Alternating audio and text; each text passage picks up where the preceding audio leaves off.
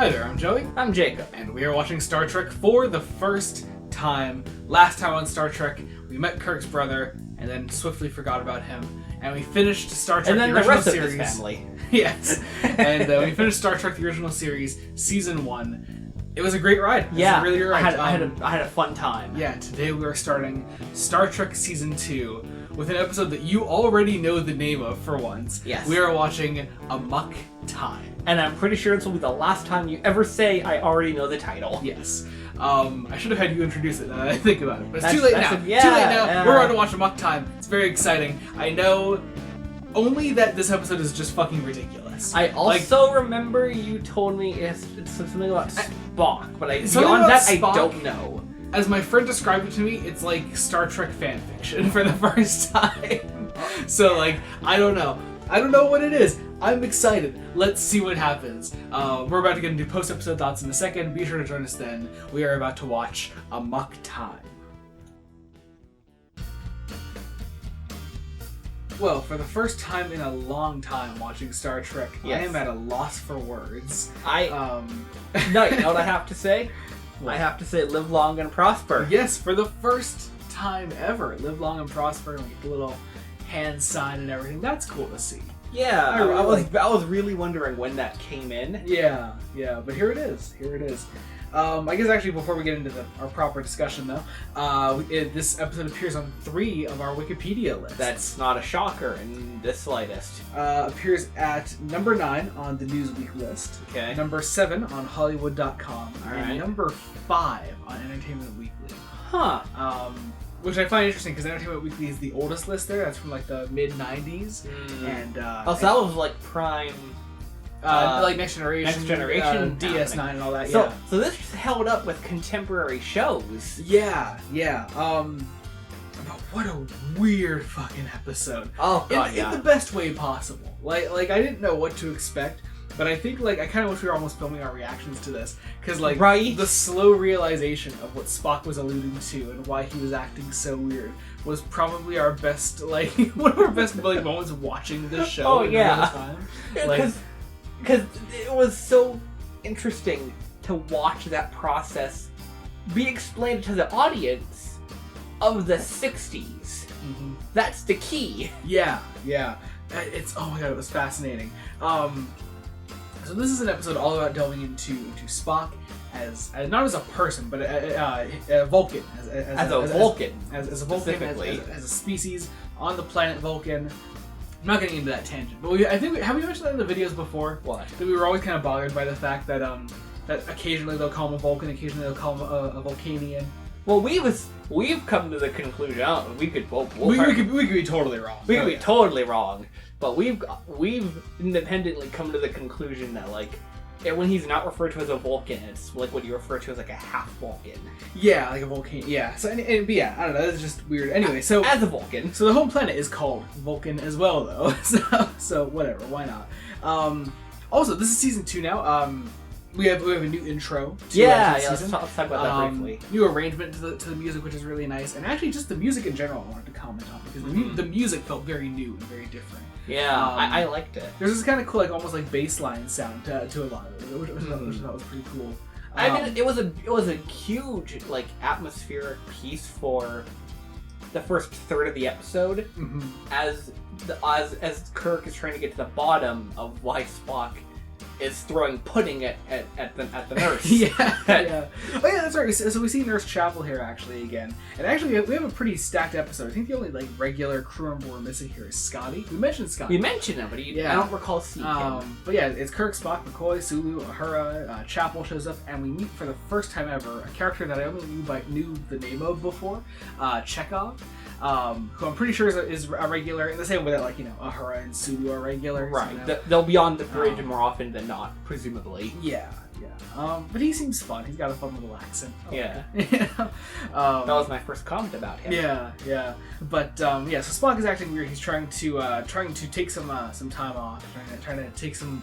He's like, I'm sure I've built up enough vacation time, pretty much. Yeah. And so he wants to shore leave specifically on Vulcan. Yeah, he wants to go back to Vulcan, and he wants to spend some time with his people. And he's not willing to tell Kirk or McCoy why he wants to go to Vulcan.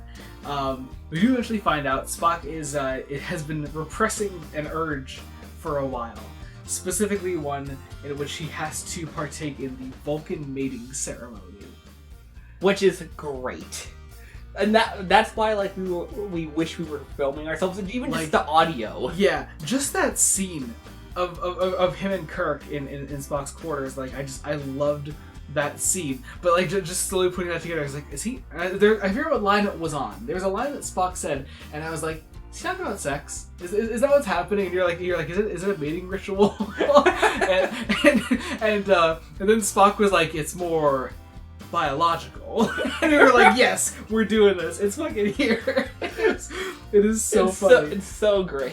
Yeah, absolutely in love with it. I have in my notes here, just in all caps, Spock sex. Yeah, because I remember you wrote it down before they even said what it was. One of those great moments, yeah, where I just like wrote down the twist before it happened. A lot of my notes from this episode are just big all caps exclamation points, just like, oh my god, this is here, what the fuck is happening?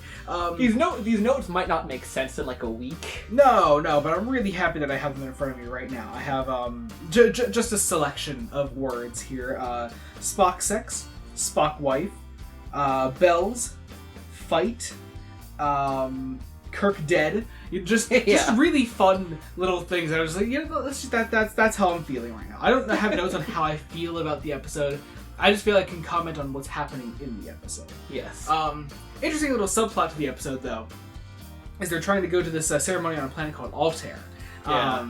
It's like something like peace meeting between like the Starfleet and whoever else. Something to do with the Klingons. I forget exactly what. Yeah. But they dropped those, and I thought that was interesting. It was interesting. But that gets diverted because Spock like changes the Enterprise's course to go to Vulcan. It gets changed back, and then Spock tells Kirk what's happened, and Kirk's like, okay, I need to somehow explain this to literally everybody else. We're gonna go back to Vulcan and change our course back to Vulcan now. But they get there.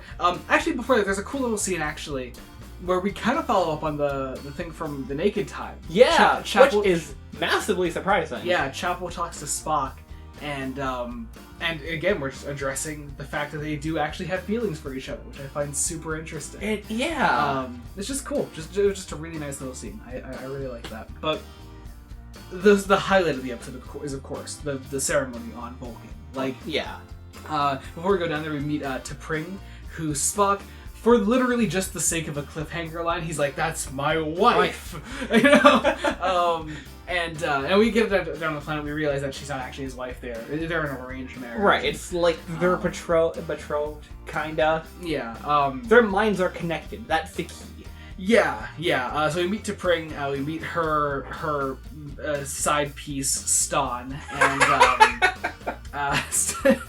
and we meet T'Pau, who I have all these names written down here. I'm pretty sure I'm pronouncing them right. T'Pau, that's how Kirk kept pronouncing it anyway. T'Pau is the older woman, like, in charge of the ceremony, I guess. And the ceremony is really just, you know, we can. I'm assuming. I don't know if I'm actually right about this. I'm assuming that the ceremony actually is that him and that Spock and T'Pring were actually meant to fight. I don't know. If I follow, but the way the rest of the episode goes, it's purposefully diverted. So, like, I'm gonna tell you how I understood it. I understood it like this: Spock would show up. If he brought people, he brought people. If he didn't, he didn't. Mm-hmm. T'Pring would show up with the marriage party, and they would ring the big bell thing. Yeah. And they would jingle their tiny bells too. Right, jingle the tiny bells. Jingle the tiny bells.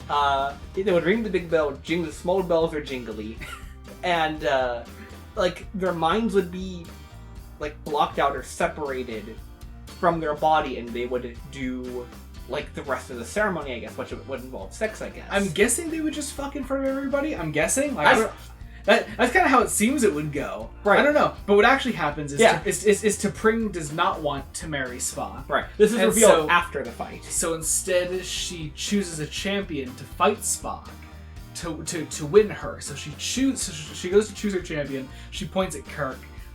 Kirk has to go in, and he's like, "Oh no, win a fight. If I lose, whatever, you know. Right. No, all the no same. big deal, you know. If Spock, knocks me out, honor still held. And then they're handed these giant axes, and Yeah. Kirk is told right before the fight begins that it's a fight to the death.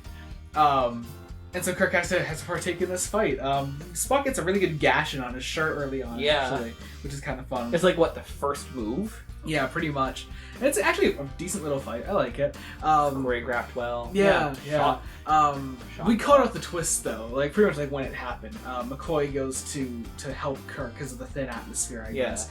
Halfway through the fight, and he's like, let me just give this to him. It'll help him breathe better. Yeah, and so he gives that to him, but really it like stops his heart pretty much. Yeah. Slows it He down. called it I can't remember what he said. It was a neurotoxin essentially. Yeah. But yeah, and that's that. And then it's revealed afterward that like T'Pring was like, she's like, oh well, I chose Kirk that way if he won, he would not want to marry me, and I could have Stan. If you won, you would. There were two options then. You would either free me, at which point I could go with Stan, or you would not free me, and you would still be here, but you'd have to go back to the Enterprise, so I could still be with Stan because you wouldn't be here anyway. So she wins no matter what. Right. And Spock points out essentially what Kirk told him, that his logic is inescapable. Is inescapable, which he called out last season. I thought that was great. I was thinking of that exact line when that scene happened. I was like, your logic is inescapable. It's pretty great. But yeah, and that's pretty much it.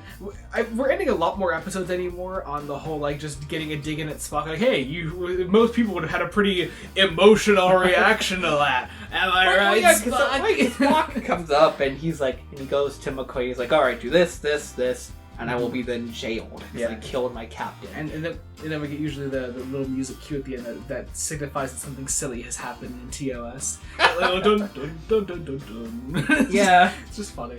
But that was Amok time. Wow.